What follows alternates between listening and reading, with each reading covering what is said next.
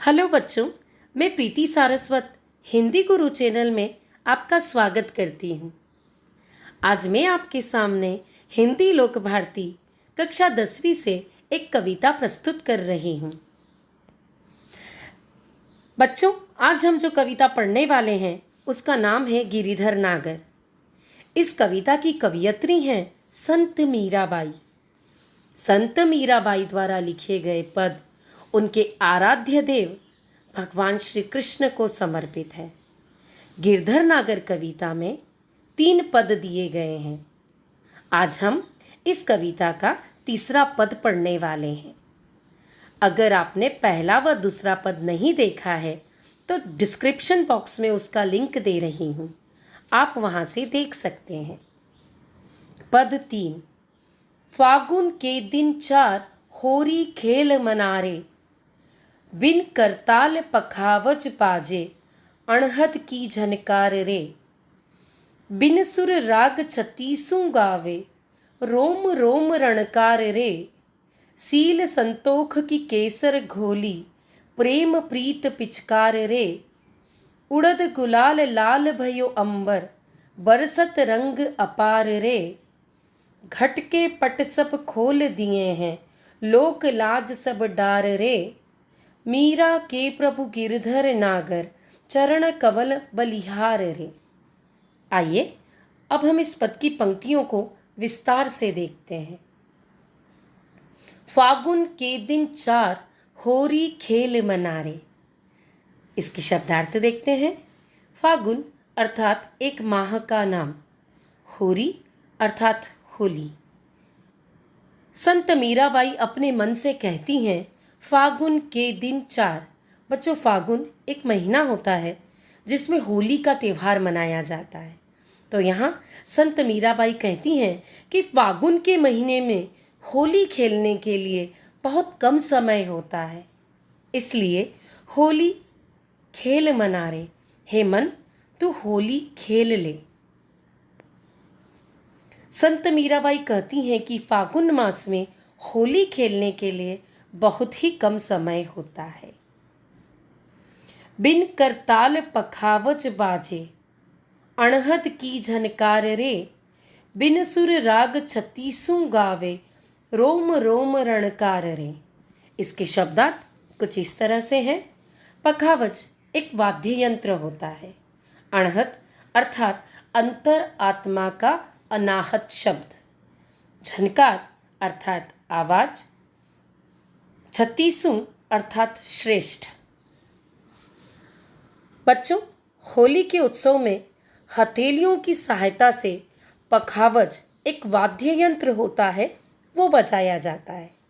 यहाँ संत मीराबाई कहती हैं कि बिन करताल पखावज बाजे अर्थात बिना करताल के पखावज वाद्य यंत्र बज रहा है। अणहद की झनकार रे, और इस वाद्य यंत्र की आवाज मेरी अंतरात्मा तक मुझे सुनाई दे रही है। बिन सुर राग 36 गावे अर्थात मैं आज बिना सुर राग के भगवान श्री कृष्ण की भक्ति में सर्वश्रेष्ठ भजन गा रही हूँ। रोम रोम रणकार रे अर्थात उस भजन को सुनकर मेरा रोम रोम श्री कृष्ण की भक्ति में डूबा हुआ है।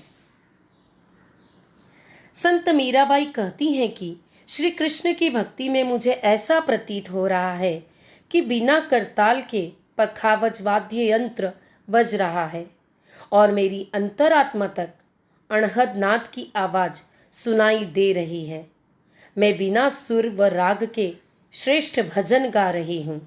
मेरा रोम रोम श्री कृष्ण की भक्ति में डूबा हुआ है। सील संतोख की केसर घोली, प्रेम प्रीत पिचकार रे। उड़त गुलाल लाल भयो अंबर, बरसत रंग अपार रे।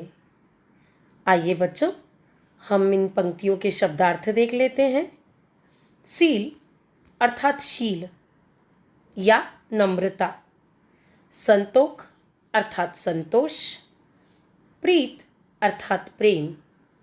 अपार अर्थात बहुत अधिक। आगे संत मीराबाई कहती हैं कि सील संतोख की केसर घोली, अर्थात मैंने बड़े प्रेम से शील व संतोष का केसर घोलकर प्रेम प्रीत पिचकार रे भक्ति रूपी पिचकारियों में उसे भरा है। उड़त गुलाल अर्थात चारों दिशाओं से गुलाल उड़ रहा है। लाल भयो अंबर, चारों दिशाओं से जो गुलाल उड़ रहा है, गुलाल के उड़ने से संपूर्ण आकाश लाल हो गया है। बरसत रंग अपार रे, सभी तरफ से रंगों की बहुत अधिक बरसात हो रही है। संत मीराबाई कहती हैं कि मैंने शील व संतोष का केसर प्रेम से भक्ति रूपी पिचकारी में भरा है। चारों दिशाओं में गुलाल उड़ने से संपूर्ण आकाश लाल हो गया है। सब और अपार रंग बरस रहा है। घट के पट सब खोल दिए हैं, लोक लाज सब डार रे। मीरा के प्रभु गिरधर नागर, चरण कमल बलिहार रे। बच्चों, हम शब्दार्थ देखते हैं। घट अर्थात हृदय, पट अर्थात द्वार, लोकलाज अर्थात मान सम्मान, बलिहार अर्थात निछावर करना। घट के पट सब खोल दिए हैं अर्थात संत मीराबाई कहती हैं कि मैंने अपने हृदय रूपी द्वार को खोल दिया है। लोक लाज सब डार रे, श्री कृष्ण की भक्ति में मैंने लोक लाज मान सम्मान सबका त्याग कर दिया है। मीरा के प्रभु गिरधर नागर अर्थात हे मीरा कहती हैं कि हे प्रभु श्री कृष्ण, मेरे तो आप ही हैं। चरण कमल बलिहार रे, मीरा आपकी दासी आपके कमल रूपी चरणों में अपना सब कुछ न्योछावर करती है।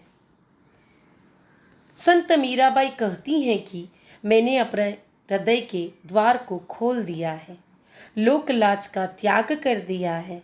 हे भगवान श्री कृष्ण, आपके कमल रूपी चरणों में आपकी दासी मीरा अपना सर्वस्व न्योछावर करती है।